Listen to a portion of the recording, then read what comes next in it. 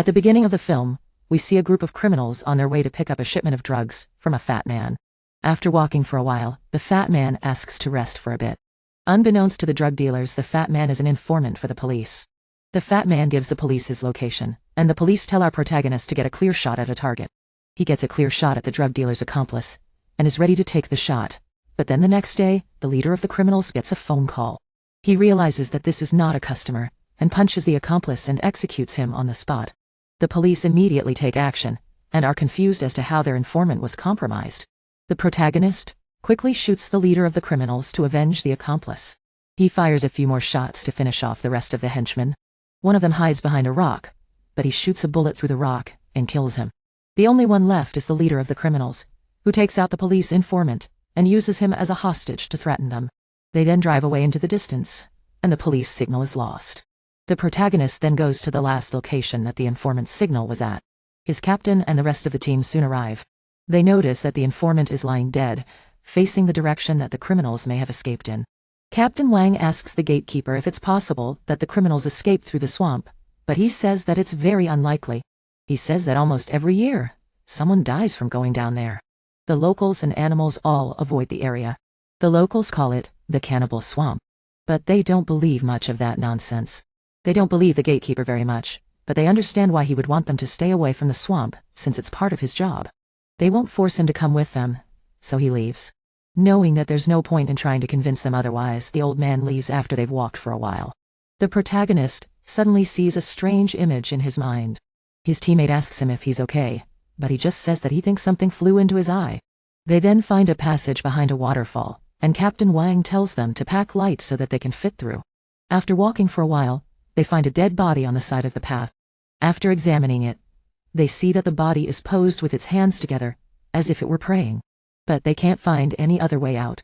Suddenly, the protagonist looks up, and is surprised when the wall suddenly lights up, and many human faces appear. His eyes glow, and the ground begins to shake. A statue of a demon's face appears in front of the protagonist. He reaches out to touch it, while everyone else looks on in confusion. As soon as he touches the statue's eye, he suddenly causes the entire cave to shake, but a door then opens up. Inside is the criminal's stash of drugs. But when they check, they're surprised to find that the boxes are all filled with plants. Suddenly, the informant runs out and tells them to run because there's a monster inside, and the leader of the criminals also runs out and throws down his weapon and tells them to arrest him. They take him outside, and before they know it, the door suddenly closes. The fat man blames the leader of the criminals for choosing such a strange place to hide the drugs. Captain Wang asks him if there's another way out, but he says that they're all going to die here because there's a monster inside. Captain Wang decides to go inside to check things out.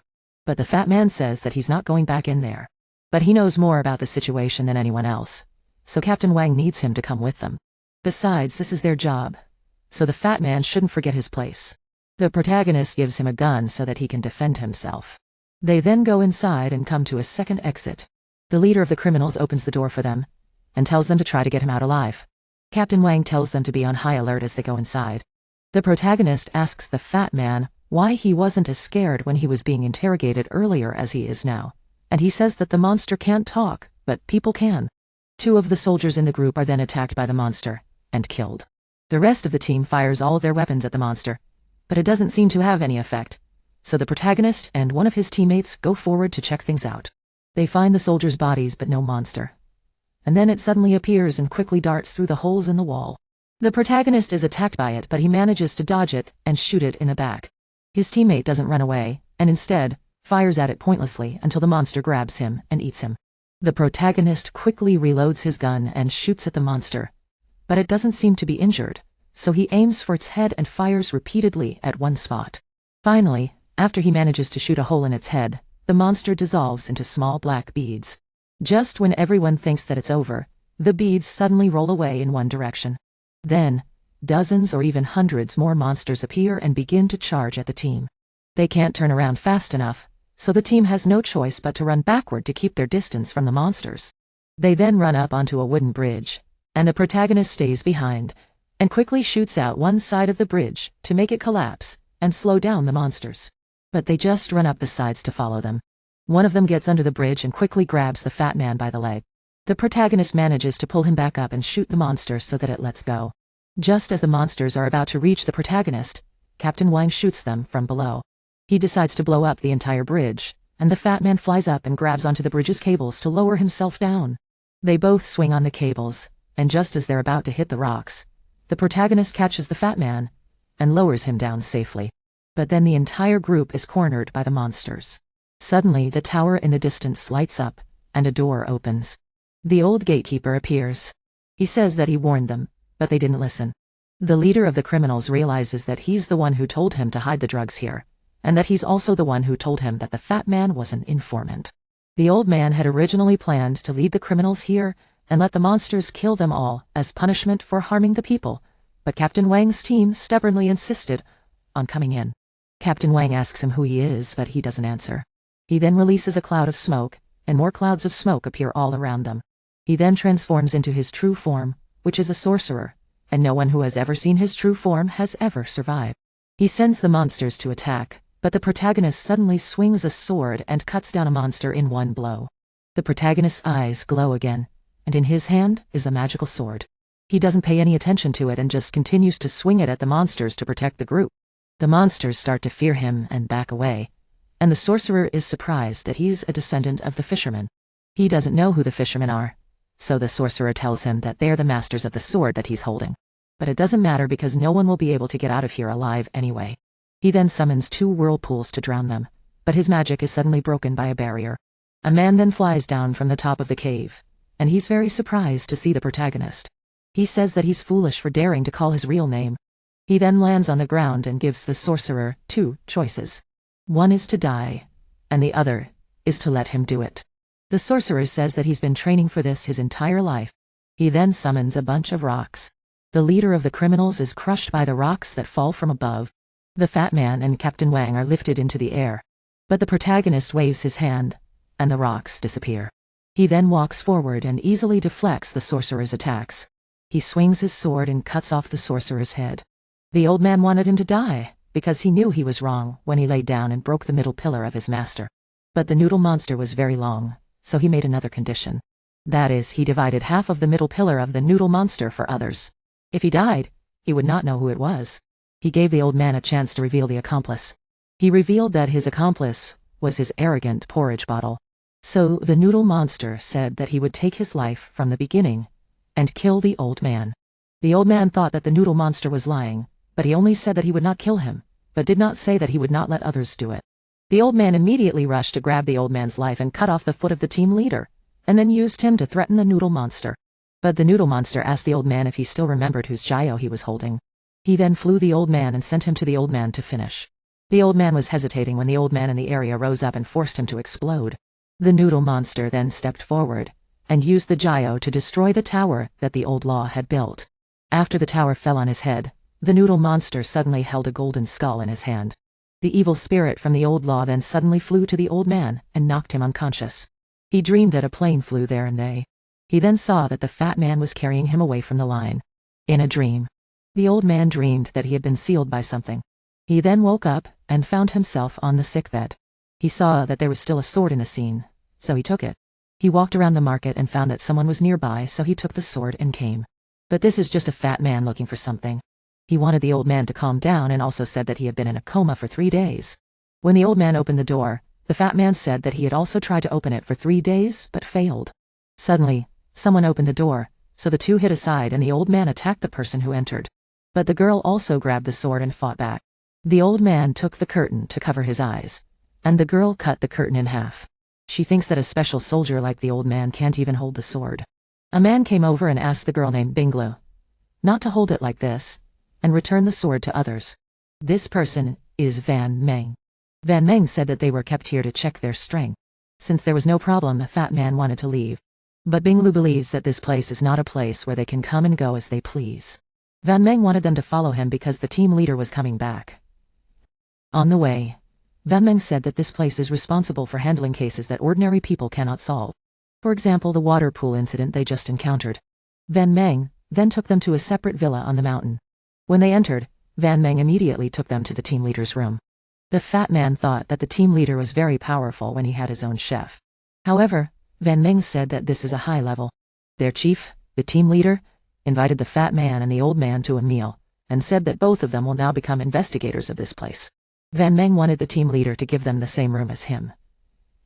The good employees before have always been taken away by room 2. But the team leader said that they hadn't signed the contract yet, so what was he in a hurry for? The fat man refused because he had no talent for this job. The old man also felt that he was more suitable for the army than this person. The chief didn't want it either, because the job required the cooperation of both parties. But they couldn't return to their unit anymore because they had signed the transfer order. Although the two of them did not sign it in person, the fat man still believed that the team leader had blocked their way back from the beginning. If the turtle does not accept this job, then they can only go to be a policeman or a security guard, so they just accept this job. The fat man asked the team leader, because this person's work is quite difficult. He thinks that their experience is 10 times greater than the work. Hearing this, the two of them accepted the job. Van Meng then led them to his room. According to the contract, this job will follow them both, so there will be no time to end the job. Van Meng then led them down below the villa, and below was a huge base. He then led them to the workplace. As soon as they entered, they met Bo Jun. He was repairing the toilet and destroying everything in the room. Van Meng asked where everyone was, and they were all borrowed by room 2. Van Meng was furious because he hadn't given the order, but the director of the other room dared to take his people. Immediately afterwards, Beilu came and told Wenming to let the 2 new employees go through the case before the end of work. Beilu then led them to meet her director. His name is Sheng, and he gave them a ring. This ring is a pass to enter the game, and it is also a communicator and locator. More importantly, it can also sense the life state of others. If something happens to both of them, the game will know, and Beilu will then bring equipment to both of them. That is, in a backpack, they will have 3 trial wins before passing the assessment and becoming a full-time employee. She will be the supervisor for both of them. During the casting, the team leader met Ngumi. He kept the old man for him. He asked why he kept the fat man there, and he said that he also had many of his own people. He mentioned that the old man had absorbed the power of the old law, and there might be something wrong with him in the future. But he was confident that he would be able to handle it if anything happened. Gomi brought back to the team leader the image of the 2 walls that he had found. These 2 walls are quite similar, and belong to 2 kingdoms that once disappeared on a vein. Beilu now took Aname and Lazi to the library, and asked them to read as many books as possible, because there will be a test. The fat man wanted to read the old man, and then let the old man do the questions when the time came. But the old man said that after finishing his studies, he went to be a soldier, so he might not be able to understand any of these things. Beilu advised both of them to read more because it will make them adapt to the work here faster. There are a total of 6 investigation rooms here, and their room 1 is a comprehensive investigation. It used to be the largest room until a traitor appeared and caused the authority of room 1 to decline. The story is that only the security room can contact the traitor. Room 3 has been working abroad for 5 years, so it is rarely in the bureau. Room 4 specializes in survey work. Her room 5 is responsible for collecting information and providing equipment. The 6th room does things that the 5th room cannot do. But she also told them not to offend the security room, number 6. She then led the 2 of them in. They then saw a group of people passing by. This group was from room 2. And the person in the middle was the director of room 2, named Chu Bulao. Director Chu and Wemming didn't understand why the other party was here. Beilu said that this time, the team leader wanted room 1 and room 2 to cooperate, but both directors did not like to work together. Director Chu believes that it is normal for him to borrow people from Wemming, without permission. Because room 1 hasn't done much in the past year. With the addition of the traitor incident, room 1 has lost its voice. Director Chu also persuaded Wemming to resign early. Room 2 is now about to take the lead in the entire game, and their crime-solving rate is higher than the limit. The fat man wanted to avoid this incident but didn't go. But Wemming asked him to go to prevent people from saying that he was a boss but couldn't manage his employees. On the way, the team leader said that their task this time is to investigate a vein under the vein. After the investigation, it was found that this vein was related to a country in the legend. A team of 5 archaeologists entered the vein but never returned. A rescue team also entered, but they have not seen the outside world, so their investigators were dispatched to handle it. Since their top priority was to rescue the people trapped under the ruins, they needed to act quickly before they ran out of supplies. Wemming reminded the dry captain not to even think about ordering his men around. Lassie and Fatty asked the military officer about the reason for the 2 captains' animosity, but he was too scared of heights to speak. They soon arrived at the site. After the police cordoned off the area, the dry captain ordered his men to form a human chain to transport supplies. When they met the woman in charge there, the dry captain asked her to send a stretcher to carry the injured king. Wemming, as expected, stepped forward to shake her hand in greeting. Yamian was also nearby, observing the situation. After examining the information left by the archaeological team, they had a basic understanding of the structure of the ruins. The dry captain then wanted to take control of the people above, and prevent anyone from coming down to disrupt him. If he was unlucky enough to not lead his men back up, Wemming would take command of the remaining people. Wemming then also asked Bai Lu to arrange for a rescue team so that the dry captain would not be buried down there. Meanwhile, Fatty was puzzled by Lassie because there was still no news from his men. Lassie believed that the captain was not an incompetent person, so a coward like him did not need to worry too much. Fatty thought that both of them had been through life and death situations anyway. However, he wondered if they would have to live like this from now on, but there was no point in thinking too much. So they went to bed early. In the middle of the night, Lassie suddenly saw a group of vines passing by nearby. He then followed one of the vines, and Fatty, who discovered that Lassie had left in the middle of the night, put on his coat and ran after him. Bai Lu also discovered that the two of them had left the camp. Fatty then caught up to Lassie and asked him what he was doing out here in the middle of the night. Lassie talked about the vine, but Fatty did not believe him because there were no vines in the desert. Lassie then also did not see the vine anymore and thought that he might have been seeing things. The two of them were about to leave when they suddenly stepped on a trap and fell down. Lassie tried to hold on to the rocks, but they all shattered, causing him to fall to the bottom. Lassie luckily landed on a rock below and discovered a vine right next to him. He then ran to Fatty to call him over. He could not, so Lassie shouted at the top of his lungs to wake him up. Fatty then asked Lassie how he got down there. But Lassie did not know because this place had been sealed for too long, so the soil and rocks were very loose and could not bear weight. Fatty wanted to call for help, but there was no signal, so he had to give up. Lassie then suddenly saw a creature standing on Fatty's head, so he shouted and asked him not to move. Fatty did not see the creature, so he told Lassie to stop joking. But the creature rushed straight over and jumped on Lassie, biting his arm. It then snatched the flashlight and threw it towards the two of them. Lassie dodged it, and together with Fatty hid behind a rock. But the creature did not know how to use the flashlight. Suddenly a stick flew down as it knocked the flashlight down. The flashlight fired a few shots, and the creature fled through a small tunnel nearby. Bai Lu then appeared, and she said that she had been looking for the two of them. She then wanted to see where this small tunnel led, so she went in to take a look. When she went in, Bai Lu realized that the stones here were not ordinary. She realized that this was the tomb that a king had built for this country. But the king of this country believed in heresy, so he committed a taboo that caused heaven to punish him and bury this entire country underground. And this must be the location of that country. Bai Lu then set up a 3D projection to observe it. But Fatty wanted them to find a way out of here first. Lassie told him not to be impatient because Wemming would definitely send people to look for them.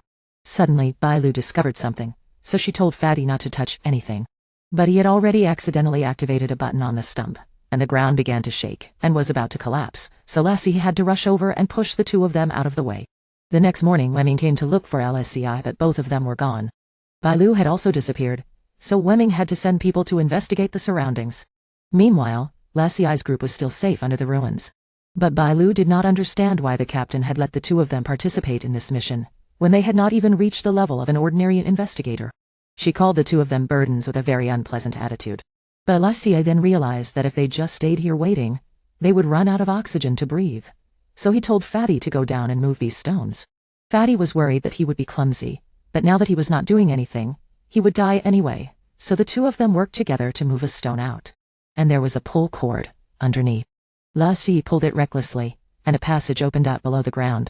Lassie then realized that this place was about to collapse, so he told the two of them to jump down first while he held the rope open. He then watched the two of them go first before jumping down himself.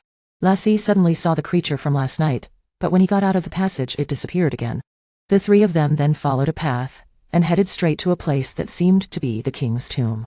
After looking around, Bai Lu asked Lassie and Fatty to move the coffin out. They then tried to move the coffin out, but they could not, so Bai Lu went to take a look. And she saw that this coffin was made of bronze, and the priest believed that if one was buried in a bronze coffin, their soul would not be able to ascend to heaven. So it seemed that this king had been murdered by someone and buried here. She then also said that they needed a special tool to open the coffin. Lassie then took out his knife and wanted to use it to try to pry it open. Bai Lu did not trust him very much, but she still let him try, and Lassie actually managed to pry the lid of the coffin open. They discovered a mummy wrapped in a shroud inside, and Bai Lu, upon closer inspection, realized that this was not the king, because the facial features did not resemble those of the people of this buried country. Fatty then reached into the coffin, and suddenly fell straight down a hole. The two of them went over to ask him what happened, and he said that it was quite dark down there, and that there were some murals. Bai Lu also decided to go down and take a look, while the creature continued to observe the group's every move. Wemming was very worried at this time, so he called Bai Lu's captain to report that there was still no news from the captain, and that the 3 people in LSC's group were missing. Yamian, who was sitting nearby, heard this, and when the captain said that he would go and report to the chief, Yamian began to take action. Meanwhile, Lesiai's group had already reached the king's tomb. The murals depicted that the king of this country had a daughter whom he doted on. The princess fell in love with a young man from a neighboring country, so the king had to marry his daughter off, but not long after, the princess died at the hands of the young man, and the young man also led his troops to attack his wife's country. The king had to use forbidden magic to create a black storm, and perish together with his enemy. So it seemed that this coffin belonged to the king, while the coffin above belonged to the man who had killed the princess. The king buried the man in a bronze coffin out of hatred for him. They then noticed that the king in the mural had a sword in his hand. But in the mural of the Black Storm, he did not have a sword. The king's act of holding a sword was due to the heresy that he believed in. Suddenly, they discovered a black button on the king's coffin that had not been there before. In the previous mural, the black button in the king's hand had also disappeared. Lessie was about to act when he suddenly fainted. He then discovered that the black button was emitting a lot of black smoke, and the black smoke suddenly transformed into the king. He wanted to exchange his life for theirs. Lessie and Fatty dodged, but it was useless, and Bai Lu rushed over and used a baton to knock him away. Just when they thought it was over, the king suddenly stabbed Bai Lu. The king then rushed over to slash Fatty's neck, and continued to pursue LSE afterwards. From has already taken the king's halberd and saber, and circled behind him to calculate his merit. Like all his moves, they were useless. Meanwhile, Bai Lu and Fatty were safe and sound. Ngomis Nin came to them and told them that From had fallen into a high-level hallucination. He had been unconscious for almost an hour, and Bai Lu told Fatty that Ngomin was the director of the No. 6 Division. He told them that From was hallucinating, but all the injuries he received were real. Ngomis Min then decided to enter the hallucination himself, to pull From out. He then stepped into the hallucination and appeared in front of From. He had already circled the king and told From to go and light the candle. The king then flew around to attack Ngomin, but he was thrown away by him. From then also knocked away and fell back. From then met Fatty again, and was told about Director Ngo. He complained that From's level was too low, and From remembered how to get them out of here.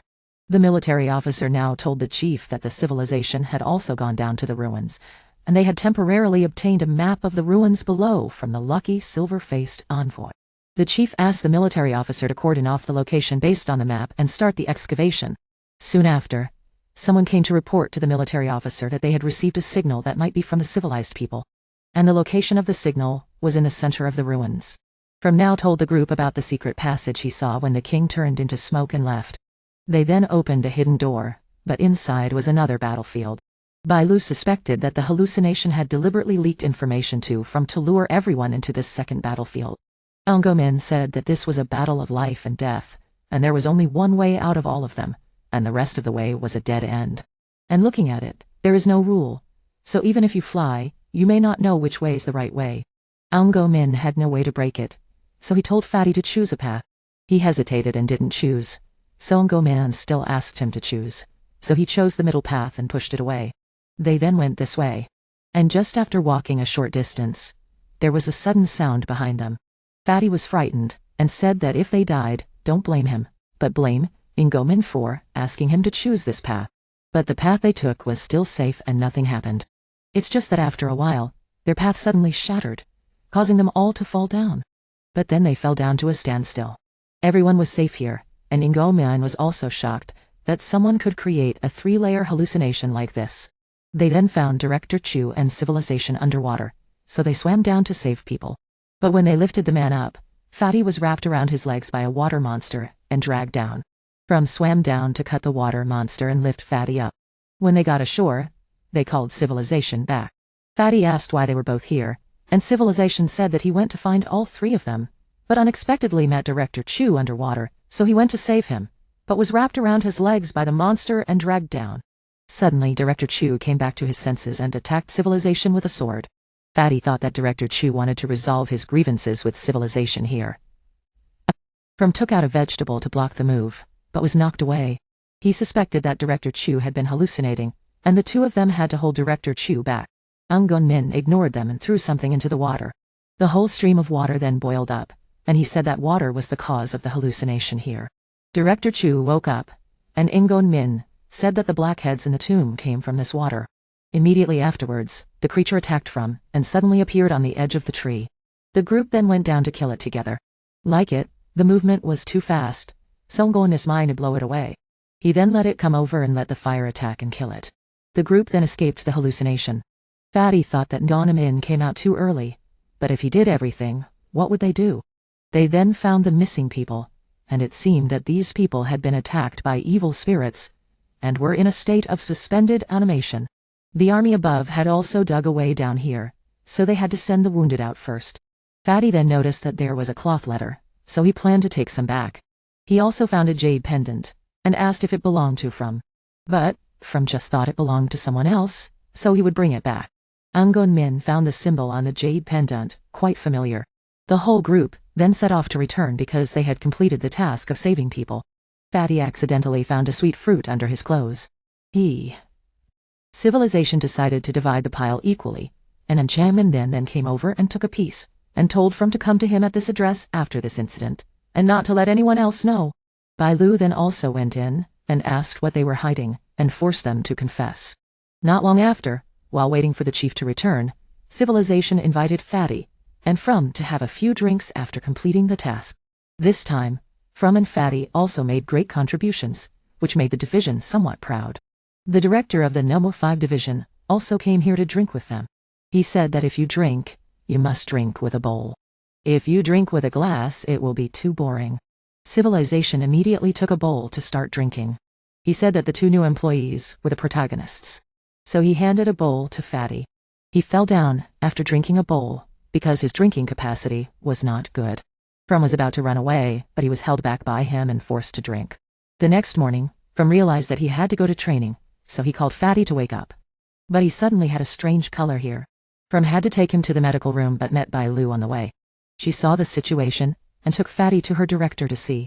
He said that this might be because Fatty drank the water in the tomb of the ancient emperor. Go for a resonance scan to find out the reason. When he was here, he also checked From. He had just realized something, but told From that there was nothing wrong, and let him go. A spy from Director Chu's office now informed him of From's condition, and made him wonder why the high-level officials would keep this guy in the organization. Fatty is now back to normal. He is now, but From has a relationship with Anshingu Mins because From has been rescued by Anju Num Awais twice. Not to mention that the old law before that also said that his Jio belonged to Nungyatane. From didn't believe it very much, but unexpectedly both of them were arrested by Director Chu's men. Meanwhile, the director of the No. 5 division went to see the chief Njingu Mission to report the results of the research, and at the same time to report that From would soon be eroded by the magic power of the old law. Bai Lu suddenly came to report that Director Chu had arrested From and Fatty and was currently fighting with Civilization. When Civilization came to the rescue, Director Chu said that From was likely to become a traitor like the Civilization he had accepted before. But the chief came here in person and asked Director Chu to release the man. He knew what was in From's body, so he asked the director of the No. 5 division to follow From's condition closely. But Director Chu still thinks that they haven't seen the coffin, and shed tears. So the situation like last time will happen again. It's just that the chief is sure that if something happens, he will take full responsibility. However, Director Chu has a condition that he will be the invigilator for the organization's entrance examination in 2 months. Bai Lu decided that from now on, he must practice both of them. Otherwise they will not want to lie in the painful net of Director Chu. In the morning, they practiced running. Then practiced the preparation of potions. Then practiced the sale of potions, wrestling, martial arts or many other things. They had to train from 7 a.m. to 8 p.m. every day for a whole month. Bak Lo took both of them to buy some stuff, and she realized that Fatty should lose some weight. He had been training hard for a whole month, but he still hadn't lost any weight. Latu was carrying a bag of stuff that Bak Lo had bought. She reminded them that they needed to do their best for the test next month, because the head of the department would definitely not let them stay. If they failed, they would have to leave. Latu felt that if he left the organization, the thing inside him would eat him to death. He had to stay in the organization, so a month later, the test came. The head of the department told them that their mission was to capture a man who was said to have eaten the flesh of the guards in the mausoleum recently. He was hiding in this house, and they had 30 minutes to capture him alive. It sounded easy, but they still needed to be careful. When they entered the house, they smelled a strong stench. After checking the house and finding no one, they heard a noise behind the house. So they ran out to check, and saw a zombie eating raw chicken. Latu was possessed by the zombie, so he quickly ran away. They chased after him, and he threw tiles at them to make them fall. Fatty caught up with him and tried to subdue him, but he was pushed away and ran away again, but Latu still grabbed his leg. He was about to run away again, when Fatty jumped down from the roof of the house and caught him. The mission was completed, and Fatty was taken away, but Latu was called to stay, for questioning. He thought it was a crime scene investigation, but the head of the department said that he was the one who needed to be questioned. The reason he brought him here was to make it easier to hide the body. However, Van Min and Back Lo came to rescue Latu. The head of the department also believed in their request to release him. Although he was stubborn, the head of the department still noticed that the organization had changed since Min joined. The next day, Latu's group went to a city to carry out a mission. As soon as they landed in the city, they met a police officer named Duong Tu, who helped them with the transportation of their belongings. The head of the department and Van Min were now on vacation to avoid danger. They were dropped off on a deserted island, and Back Lo said that this was actually an exile to punish them. Back Lo also gave Latu a ruler to suppress the thing inside him. Fatty also asked Duong Tu about the mission they needed to do now. They needed to investigate why people were suddenly falling into a coma. At first, they were just walking on the street when they suddenly fainted, so they were taken to the hospital and diagnosed as being in a vegetative state. At first, they all thought it was just a simple case. But then, a few days later, a similar incident happened again. That's when they had to pay attention to this case. Latu suddenly felt something moving inside him, so they suspected that it was a side effect of the ruler. So they took Latu to the hospital for a checkup. When they got there, Duong Tu said that the patients who had fainted were all taken to the basement of the hospital to avoid excessive media attention. There, they met Dr. Lam. He was from the 4th department, and had come here before them, but because he had also encountered a zombie, he needed the 3 of them to help. According to Dr. Lam, the victims all had a common mark on their bodies. Duong Tu then arranged accommodation for Latu's group so that they could start investigating in the following days. That night, Latu was wondering with Fatty whether the medicine really worked when Latu suddenly sensed that Dr. Lam was in trouble. They then ran to the hospital and met Back Lo again. She said that Dr. Lam had been found unconscious on a chair and had been taken to the hospital. They met Duong Tu. He was bringing food to his wife. According to him, his wife had an accident a year ago. Their child died, and his wife was paralyzed from the waist down. His wife had wanted to die many times, but Duong Tu had stopped her and had been in a coma for some time now. Duong Tu also owed a large sum of money because he had to take care of his wife. Latu's group then went to Dr. Lam's place and found Min there. He said that Dr. Lam had been possessed by a dark energy similar to the one inside Latu.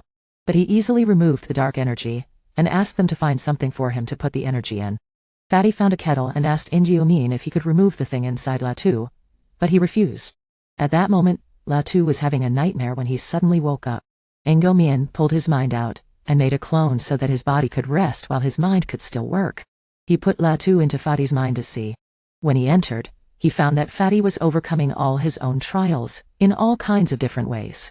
Min took Latu out and separated Fatty's consciousness. He admitted that the head of the department was right, that Fatty was not ordinary. Min asked Fatty to release the dark energy. The dark energy was then grabbed and squeezed by Min. It split into 2, and flew in 2 directions. Min wanted the 2 of them to search one way while he took care of the other. The 2 of them then followed the shadow to the hospital's equipment room. It was hiding in there, so Latu went in while Fatty blocked the door.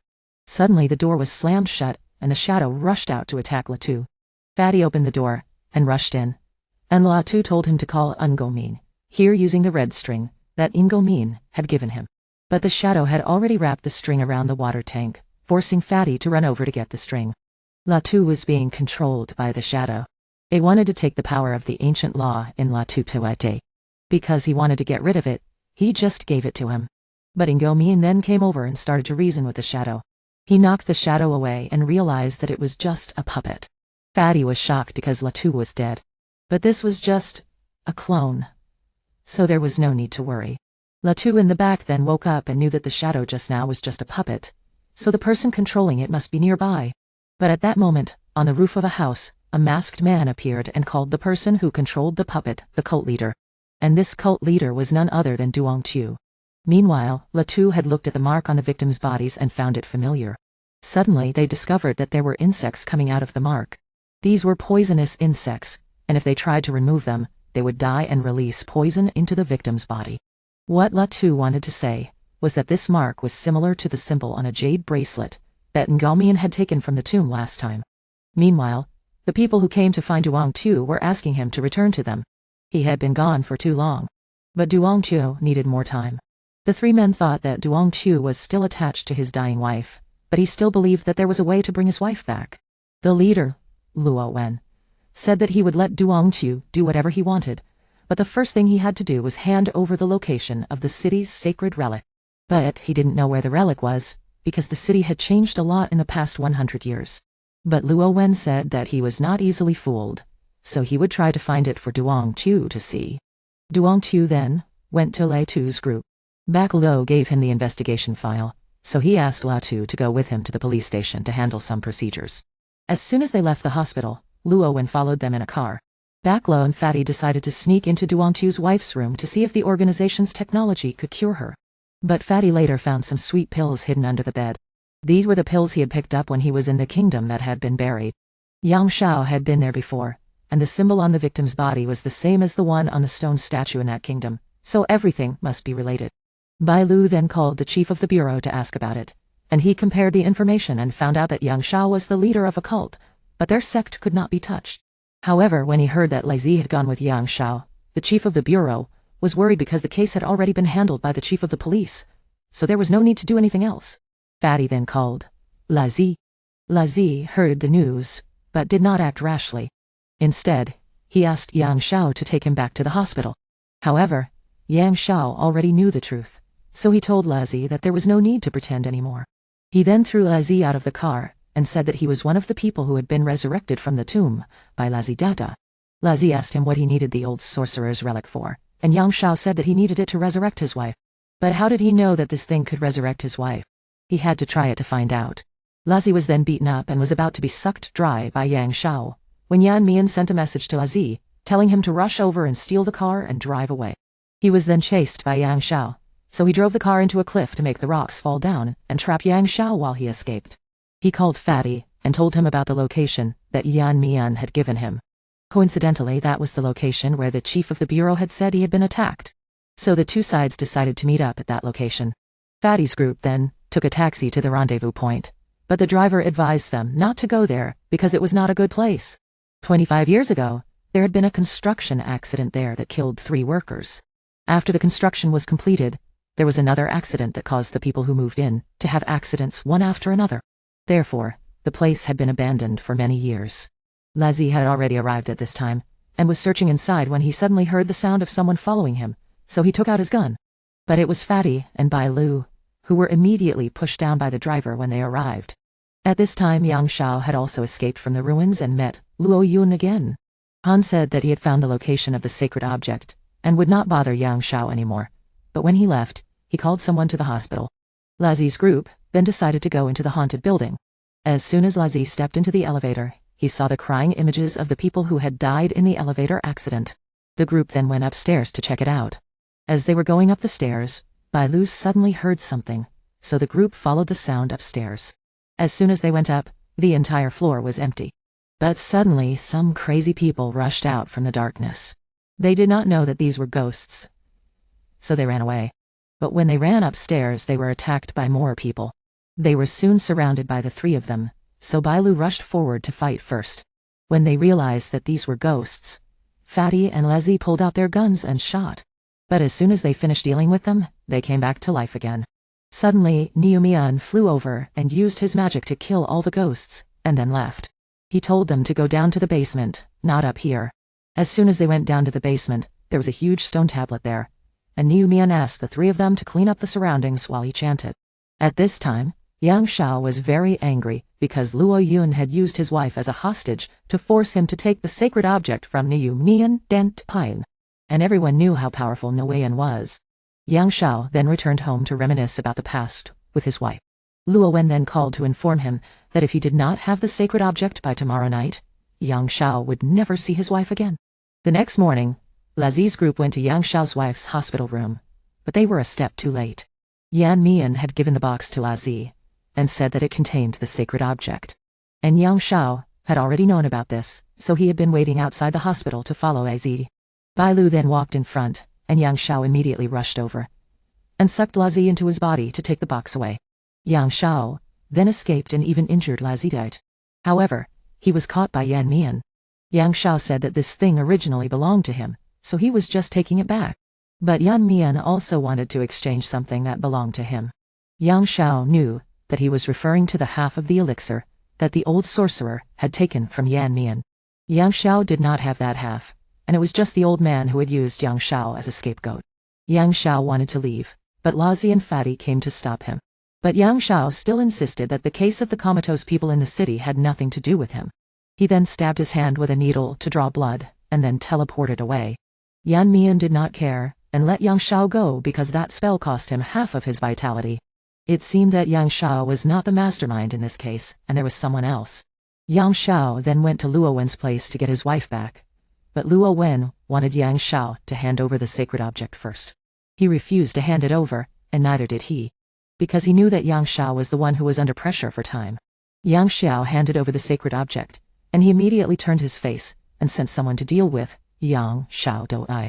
He tried to resist, but the price of exchanging half of his vitality to escape was not small. Yang Shao went to his wife's place, but Luo Wen came over and stabbed him, saying that his wife had died when he brought her here. Yang Shao was very angry at his wife's death, and he also said that his wife's accident was also arranged by him, which made Yang Shao furious and fought back. He said that a cult leader like Yang Shao would abandon his cult for a woman. So he had to get rid of the woman who made Yang Shao so weak. Yang Shao was pinned down by him and was about to go to see his wife in the other world, when Leslie's group and Wu Mian arrived. Wu Mian wanted the two of them to take care of Luo Wen's men while he went to check on Yang Shao's wife. Yang Shao wanted Wu Mian to stay away from his wife, but Wu Mian said that Yang Shao should worry about himself first. Wu Mian then took out Yang Shao's wife's soul and let her follow the flow of the river. And Yang Shao admitted that he had made a mistake when he trusted Luo Wen about the cult. But he said that Yang Shao's mistake was to abandon the cult to follow a woman. Both of them had been badly injured by the other, so Yang Shao threw a dagger to make the bookshelf above fall down. When he was on the ground, Yang Shao was about to kill Luo Wen, but Lazi's group stopped him because if Luo Wen died, the people in the hospital would die too. Yang Shao could not care less, but Luo Wen was still happy because if someone paved the way for him, it would be worth it even if he died. Bai Lu called to inform them that the people in the hospital had started to get up and act like zombies, so Wu Mian let the two of them go back and stay here while he handled it. Lazi's group returned to Bai Lu's place to stop the people inside from escaping from the hospital. As for Wu Mian, he gave Luo Wen a kick and then put a zombie into his mouth. He did not like conditions, and did not have patience. So now, either he would poison him to death, or he would make him live a life worse than death. Lazi's group was struggling with the patience when suddenly, the zombies were poisoned. But Bai Lu still wanted them to catch and deal with all the zombies before they could completely recover. Although the zombies had been dealt with, Wu Mian did not let Luo Wen go. Instead, he took him back to the bureau for investigation. He then asked Yang Shao what he planned to do, because he still had a way to let Yang Shao see his wife again. Before he could finish asking, he was knocked unconscious by Wu Mian. When he woke up again, Yang Shao was in the hospital, and was given a letter by the nurse that Wu Mian had left for him. As soon as he read it, Yang Shao was very excited, and heard the voice of a little girl calling out to him. This little girl was the reincarnation of Yang Shao's wife, so now he could start over with her. But it would be almost 20 years later, the next day. Lazi's group had already returned to the bureau, and Fatty asked Bai Lu if they could take a leave of absence from work. She said that after each mission, they would be given a certain number of days off based on the difficulty of the mission they had just completed. The first mission was a rush job. Once it was done, they could take as many days off as they wanted. The two of them had completed 2 small missions, so they would be given 6 days off. They then suddenly heard that a new employee had been recruited to Njia Min's office. Fatty was surprised because Njia Min had never recruited anyone before. Fatty went to check it out, and was shocked to see that the employee was Duong Qiu. He would now be their colleague, and was the one who had dragged Fatty away, and said that they would never understand Anyomin's wishes. In the country, at a temple on the mountain, the monks were busy preparing to repair the temple for a wedding. Uncle Chi thought that if foreign monks could do this, then the monks should be able to do it too. Uncle Chi demanded that the disciples fix everything according to his wishes. Suddenly one of the disciples suddenly caught fire after touching an incense stick, so he quickly threw the person into the water to put out the fire. He then discovered that someone was outside the temple. He recognized the person and went after him. He called the captain to report that the person they thought was dead was actually still alive the next morning. Latu went to the grave to pay his respects to his fallen comrade, and met Captain Wang there. He wanted Latu to never forget the duty of a policeman. As soon as Captain Wang left, Bai Lu suddenly came to find Latu, and asked him to stop thinking about taking leave to do urgent tasks. Fatty had now become Duong Qiu, and had come to do the mission. The two of them went to Latu and Bai Lu, and then went to the temple on the mountain together. Latu saw that the temple had been successfully renovated for the wedding, and knew that the abbot must have been very happy. He not only knew this place, but had also lived here when he was a child. Bai Lu then knocked on the door to call someone to open it, and the person accidentally realized that Latu had returned. Meanwhile, the person that the captain was worried about was now in the temple, and had begun to investigate Latu's group. Han knew that the group had come to the temple, and knew that the captain would act very quickly. Han then went to the place where the experimental specimens he had created were to activate them. He wanted to see how Zhao Liang would continue to be the captain when each of his employees was gone. He had waited a long time for this moment, and was determined to make it happen. The monk had now told Latu that the abbot was very sorry that a talent like Latu had left. He saw that he was sorry because he could not torture him anymore, and that there would be another day. They then went to see the abbot, who was very happy that Latu had returned. He wanted Latu to join the police force one day to work, but now he didn't want to accept him as his teacher. Xuan he saw that Latu was still the same as before, so he invited the others to stay overnight. But the captain told them that they were here to pick up the abbot because it was no longer safe here. However, the abbot said that he did not want to bother the police force and would still stay here. Meanwhile, the police force employees were suddenly attacked by a group of monsters. When Room 5 discovered that the employees were dying one by one, they reported it to the captain and told him to come here immediately. The captain discovered that their system had been hacked, and that the employees had been exposed. Room 5 came to them, but he had already left and issued a warning, asking all employees to throw away their tracking bracelets. Latu's group had now thrown away their bracelets, and discovered that the temple on the opposite side was under attack, so Latu wanted to go back and check it out. But they were attacked by a monster that charged at them from the front. Fatty reversed the car to avoid the blow, but after reversing for a while, another one appeared from behind, so he turned the steering wheel to turn the car around and charged forward again. The group was then chased by a swarm of monsters. They continued to pour down from the opposite side and even broke rocks to block the group's path. Although Latu had pulled out his gun and fired, there were too many of them, causing him to drop his gun. Suddenly one of them jumped down from the roof and bit the engine in the front of the car, causing the group to be surrounded again. And the red eye in front seemed to be the leader of this group. It then let the swarm of monsters attack Latu's group. The group had to abandon the car to fight, while the red eye jumped straight onto the roof. Latu's group was struggling to deal with the monsters when Duong Qiu suddenly became excited, because the phone case containing his wife's photo had been broken. So, he then summoned a needle, and controlled it to kill all the monsters that were swarming around. He then destroyed the car's wreckage, and created dozens of other needles to spread out everywhere in order to clean up the monsters. Duong Qiu didn't want to help those who had become personal enemies, so he took action. He wanted the group to go up to the roof, and kill the red eye, while he would take care of the rest. Bai Lu thought that Duong Qiu would be fine, so she told Latu to hurry up. On the way, the group noticed that the city was also under attack. The captain had now called Wen Ming, Room 5, and Room 6 to ask them to mobilize their subordinates to rescue people in the city.